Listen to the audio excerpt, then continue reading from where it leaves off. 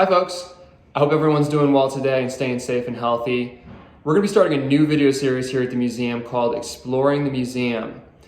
Basically, we're going to be going to places that visitors don't typically get access to or places that are often overlooked. So today, we're going to be going to our recreated dentist office exhibit. And we're actually going to go inside and explore some of the objects that are in there. So let's go ahead and get started and see what we find. Okay, and here we are at our recreated dentist office exhibit. So normally guests stay on the other side of the glass, as you can see here, but today, guys, we are gonna get to go inside. So here we go, let's take a look. So we're gonna walk into the exhibit, and already right off the bat, I see a few things that I wanna talk about and show you guys as we walk in here. So let's take a look at this chair first. This chair belonged to the grandfather of the man who donated this collection to us, Dr. Anderson. So this chair goes back to the 19th century, and it was one of the first types of chairs that could actually be angled downward and would allow the patient to be angled more horizontally and would allow the dentist to perform the operations and procedures that he or she needed to perform. So looking over here, we see our what's called a cuspidor, but was also known as a spittoon. So it was used for, and you guys can probably guess, it was used for spitting.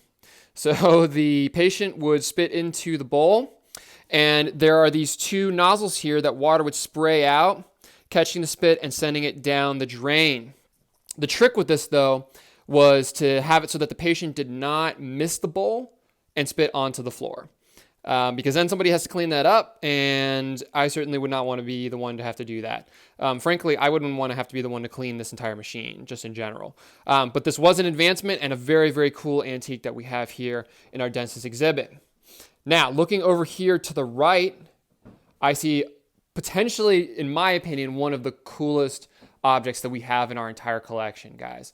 So this is called a Ritter's Manufacturing Company alternating current motor. So that's a big phrase, but essentially what this was used for was to put attachments to. So you could attach a brush or a drill or anything that you wanted to move mechanically, and this motor would produce 100 volts of electricity and move the attachment. You can see it was connected to a pulley that allowed the dentist to move it back and forth, closer to the patient and further away from the patient, and it could be operated with a foot pedal to create the current. So there's an example of one right there. And guys, I think the most remarkable thing about this is that the Ritter's Manufacturing Company alternating current motor was patented in 1899. So that's really early. I was very surprised to hear that we had that kind of technology for dentists that early.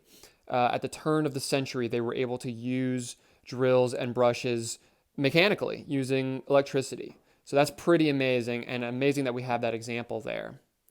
So as we look a little bit further to the left, you can see an example of one of those attachments that could go to the motor. So this is a drill. And then in this case, the drill is connected to just a pulley that was operated with a foot pedal. So no motor here. This is just a foot engine that would produce what was needed in order to allow the drill to work.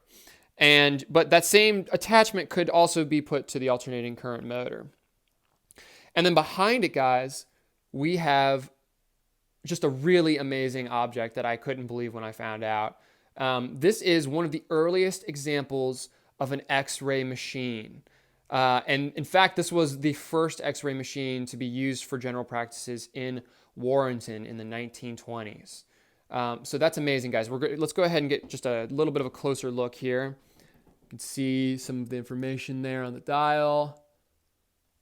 Yeah, just absolutely stunning that we have something like that in our collection and that we had that technology that early.